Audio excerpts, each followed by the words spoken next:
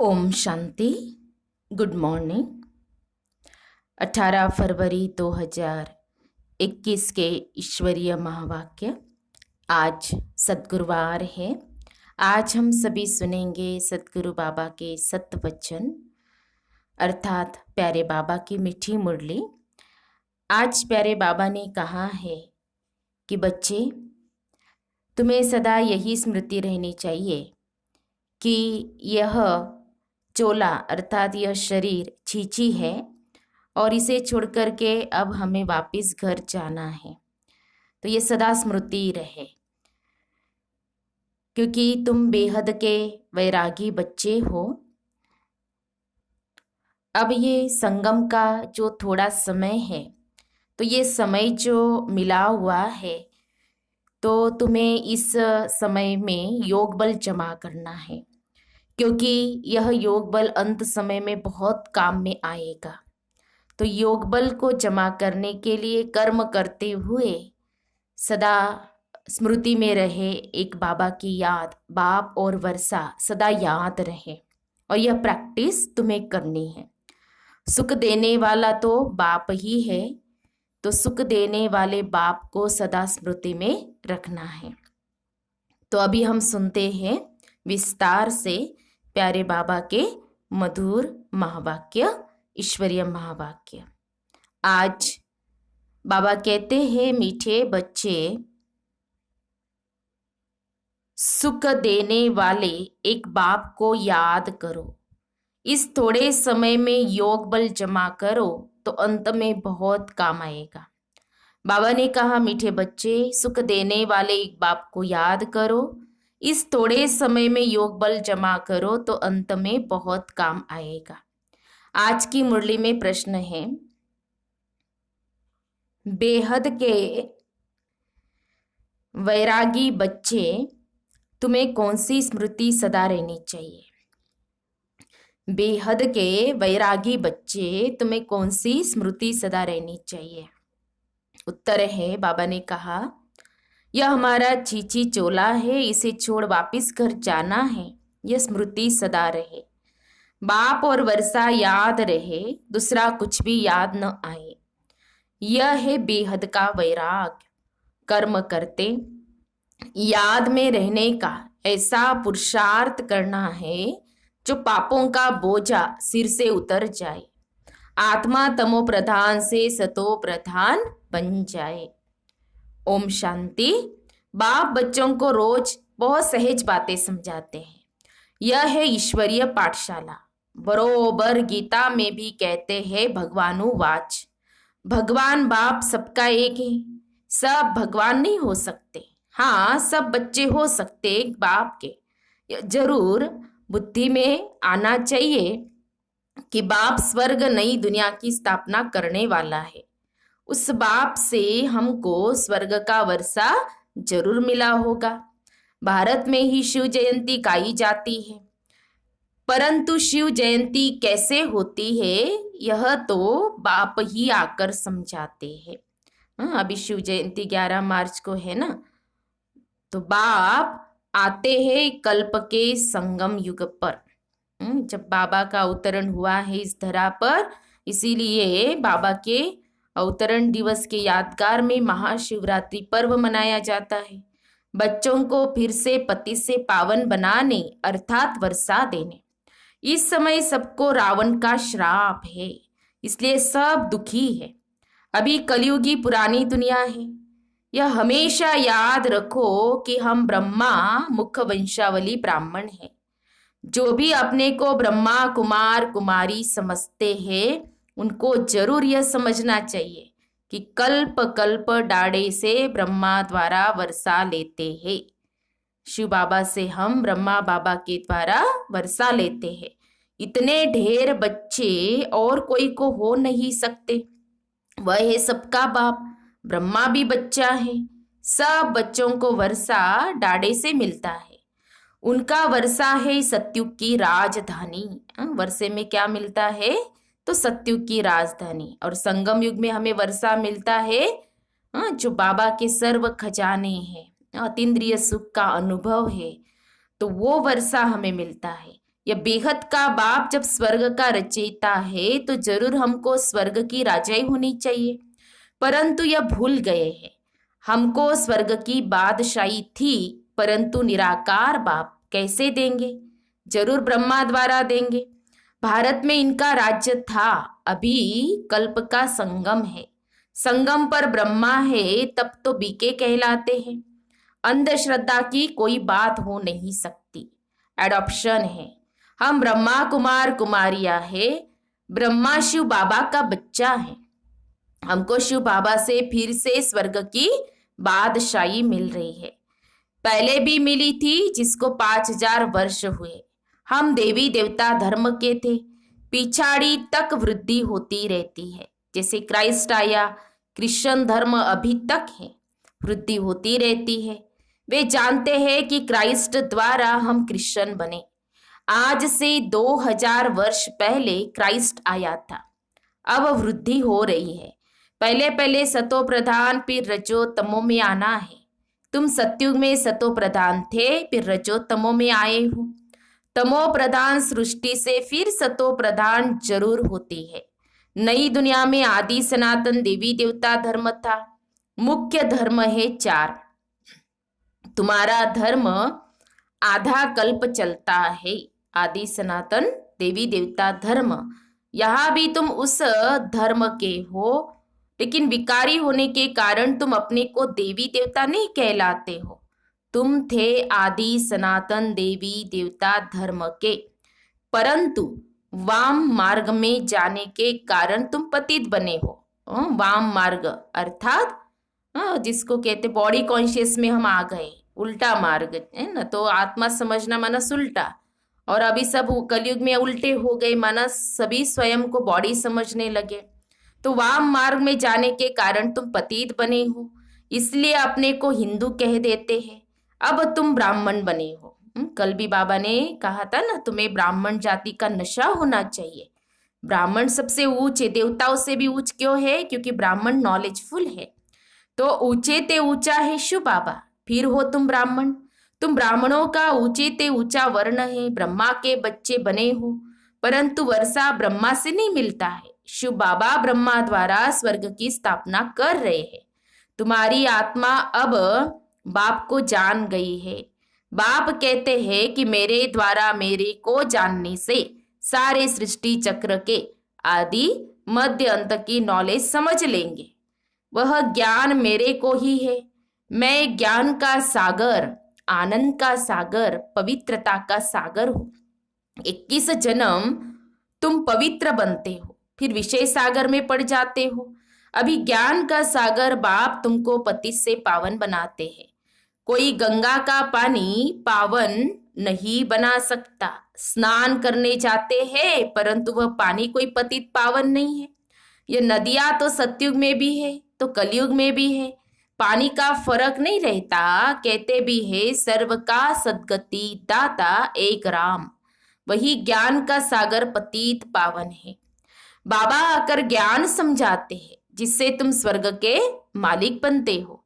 सतयुग त्रेता में भक्ति शास्त्र आदि कुछ होते नहीं है। तुम बाप से वर्षा लेते हो सदा सुख का। ऐसे नहीं वहां तुमको गंगा स्नान करना है व कोई यात्रा करनी है। तुम्हारी यह है रूहानी यात्रा, जो कोई मनुष्य सिखला नहीं सकते। बाप है सब आत्माओं का बाप। जिस्मानी बाप तो अनेक है, रूहानी बाप एक है। यह पक्का पक्का याद कर लो। बाबा भी पूछते हैं तुमको कितने बाप है, तुम मुंझ जाते हैं कि ये क्या पूछते हैं। बाप तो सबका एक होता है, 2-3 बाप कैसे होंगे? तो बाप समझाते हैं उस परमात्मा बाप को याद करते हो दुख में। दुख में हमेशा कहते हो हे परम पिता परमात्मा। भगवान तो हे भगवान कहकर तो पुकारते ही है ना। तो दुख से छुड़ाओ। तो 2 बाप हुए ना, एक जिस्मानी बाप और दूसरा रूहानी बाप, जिसकी महिमा गाते हैं तुम मात पिता हम बालक तेरे, तुम्हारी कृपा से सुख घनेरे। लौकिक माँ बाप से सुख घनेरे नहीं मिलते हैं। जब दुख होता है तो उस बाप का सिमरन करते हैं। यह बाप ही ऐसा प्रश्न पूछते हैं, दूसरा तो कोई पूछ न सके। भक्ति मार्ग में तुम गाते हो, बाबा आप आएंगे तो हम आपके सिवाय और कोई की नहीं सुनेंगे, और तो सब दुख देते हैं, आप ही सुख देने वाले हो। तो बाप आकर याद दिलाते हैं कि तुम क्या कहते थे, तुम जानते हो तुम ही ब्रह्मा कुमार ब्रह्मा कुमारी कहलाते हो। मनुष्य की ऐसी पत्थर बुद्धि है जो यह भी नहीं समझते कि बीके क्या है, मम्मा बाबा कौन है।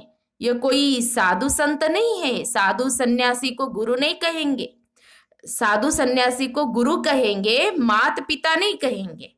यह बाप तो आकर दैवी धर्म का राज्य स्थापन करते हैं। जहां यह लक्ष्मी नारायण राजा रानी राज्य करते थे, पहले पवित्र थे फिर अपवित्र बनते हैं, जो पूज्य थे वे फिर 84 जन्म लेते हैं। पहले बेहद के बाप का 21 जन्म सुख का वर्षा मिलता है। कुमारी वह जो 21 कुल का उद्धार करे।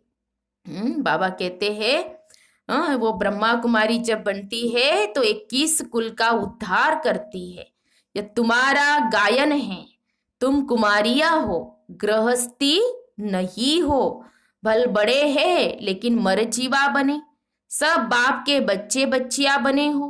प्रजापिता ब्रह्मा के ढेर बच्चे हैं और उल्टी को पाते रहेंगे, फिर यह सब देवता बनेंगे। यह शिव बाबा का यज्ञ है, इसको कहा जाता है राजस्व यज्ञ, स्वराज्य पाने का यज्ञ।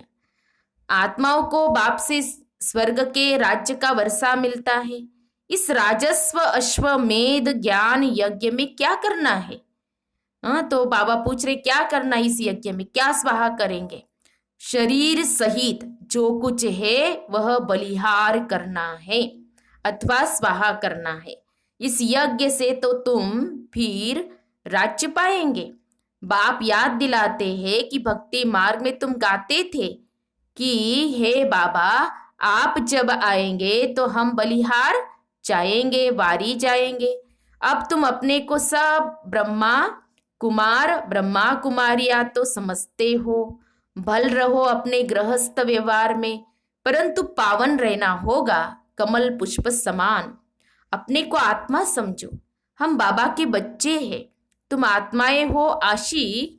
बाप कहते हैं मैं हूं एक माशूक, तुम मुझ माशूक को पुकारते रहते हो।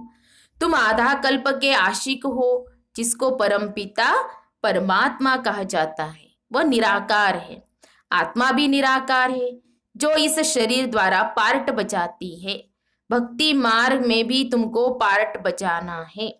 भक्ति है ये रात, अंधियारे में मनुष्य ठोकरे खाते हैं। द्वापर से लेकर तुमने ठोकरे खाई है, इस समय महादुखी हो गए हो। अब पुरानी दुनिया का अंत है, ये पैसा आदि सब मिट्टी में मिल जाना है। भल कोई करोड़पति है, राजा है, बच्चे पैदा होंगे तो समझेगा यह धन हमारे बच्चों के लिए है, हमारे पुत्र पोतरे खाएंगे। बाप कहते कुछ भी खाएंगे नहीं, यह दुनिया ही खत्म होने वाली है, बाकी थोड़ा समय है।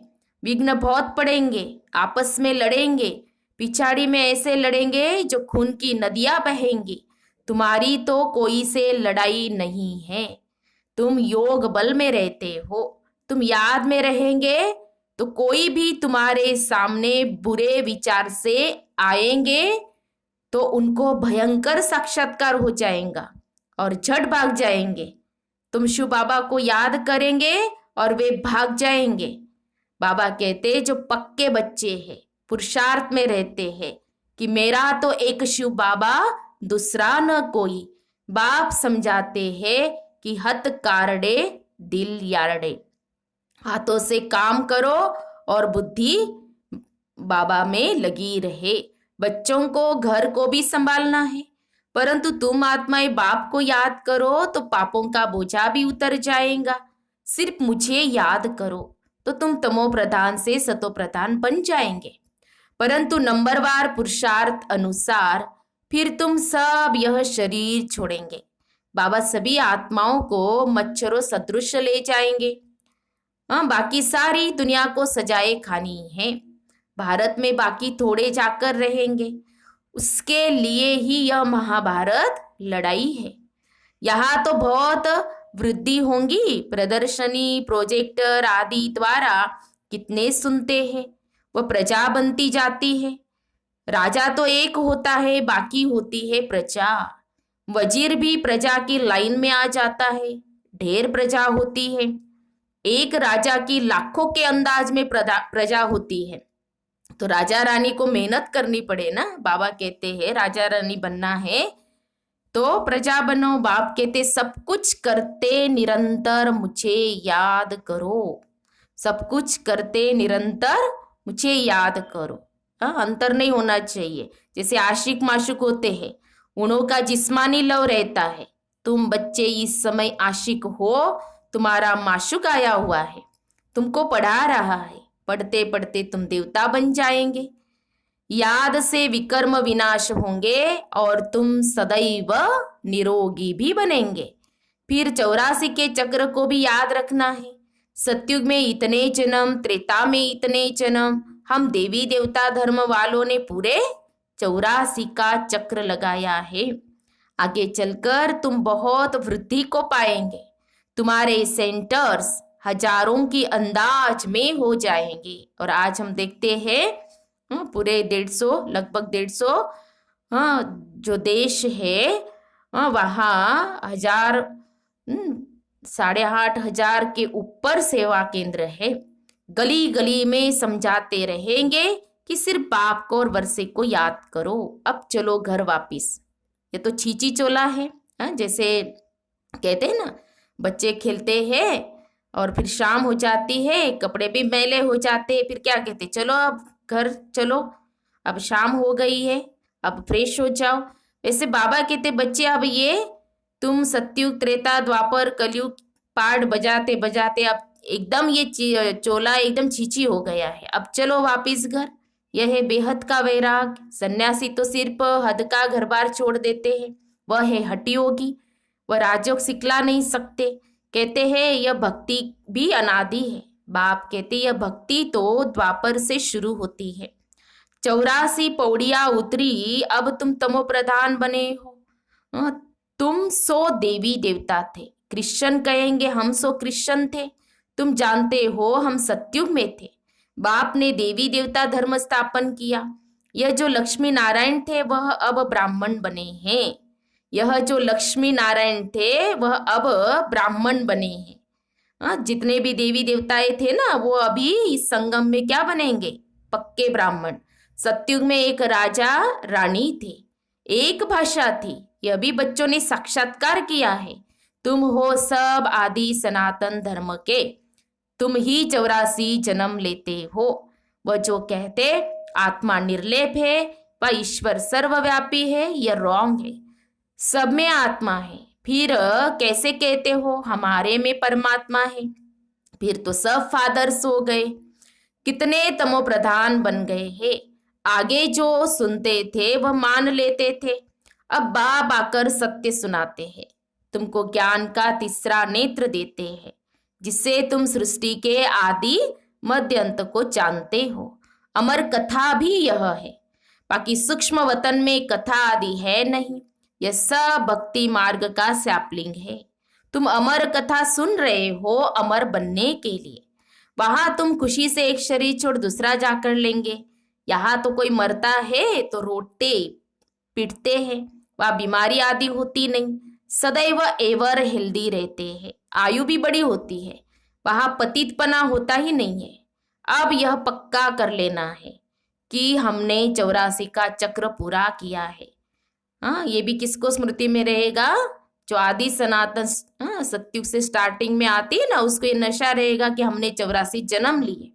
अब बाबा हमको लेने आया है, पावन बनने की युक्तियां भी तुमको बताते हैं। सिर्फ मुझ बाप को और वर्षे को याद करो। सतयुग में 16 कला संपूर्ण, फिर कला कम होती जाती है। अब तुम्हारे में कोई कला नहीं रही, कलाहीन बन गए। बाप ही दुख से छुड़ाकर सुख में ले जाते हैं, इसलिए लिबरेटर कहा जाता है। सबको अपने साथ ले जाते हैं। तुम्हारे गुरु तुमको साथ थोड़ी ले जाते। वो देहधारी गुरु तो वो खुद चले जाएंगे शरीर छोड़ करके, और अपने जो चेले शिष्य होते हैं वो वैसे ही रह जाते हैं। लेकिन हमारा जो सदगुरु बाबा है वो हमें साथ ले जाते हैं। वो गुरु चला जाता है तो चेला गद्दी पर बैठता है, फिर चेलों में बहुत गड़बड़ हो जाती है। यहाँ तो वो बात नहीं, हम सभी गॉडली स्टूडेंट है, पढ़ाने वाला हमारा टीचर परम शिक्षक हमारा शिव बाबा है। आपस में गद्दी के लिए लड़ पड़ते हैं। बाप कहते मैं तुम आत्माओं को साथ ले जाऊंगा, तुम संपूर्ण नहीं बनेंगे तो सजाएं खाएंगे और पद भ्रष्ट होगा। यहाँ राजधानी स्थापन हो रही है। अच्छा, मीठे मीठे सिखी लदे बच्चों प्रति माता पिता बाप दादा का याद प्यार और गुड मॉर्निंग। रूहानी बाप की रूहानी बच्चों को नमस्ते। हम रूहानी बच्चों की रूहानी बाप दादा को याद प्यार और नमस्ते नमस्ते। ओम शांति ओम शांति ओम शांति। गुड मॉर्निंग बाबा, शुक्रिया बाबा, पद्मा पदम शुक्रिया बाबा। फिर धारणा के लिए मुख्य सार आज की मुरली का सार 2 पॉइंट में।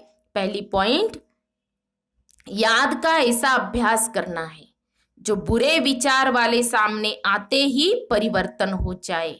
मेरा तो एक शिव बाबा दूसरा न कोई, इस पुरुषार्थ में रहना है। दूसरी पॉइंट, स्वराज पाने के लिए शरीर सहित जो कुछ भी है वह बलिहार जाना है।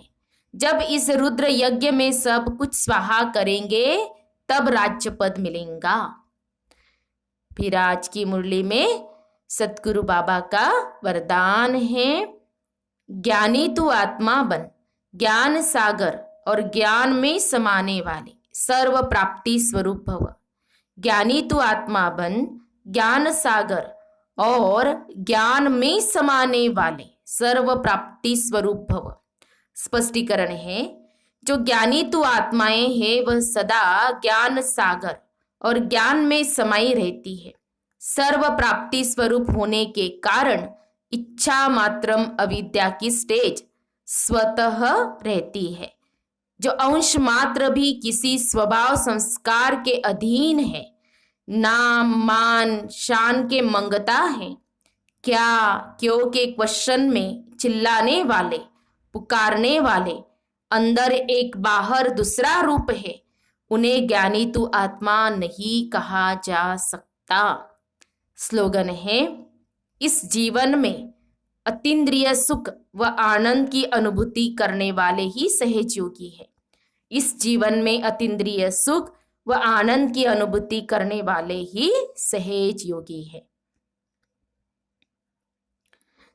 तो हम सब ने सुने सतगुरु बाबा के सतवचन, मधुर महावाक्य, प्यारे बाबा की मीठी मुरली। तो आज बाबा ने हम बच्चों को अटेंशन खिंचवाया, बच्चे तुम बेहद के वैरागी बच्चे हो, है ना। तो आज सारा दिन इस स्वमान का भी अभ्यास करेंगे कि मैं बेहद का वैरागी हूँ।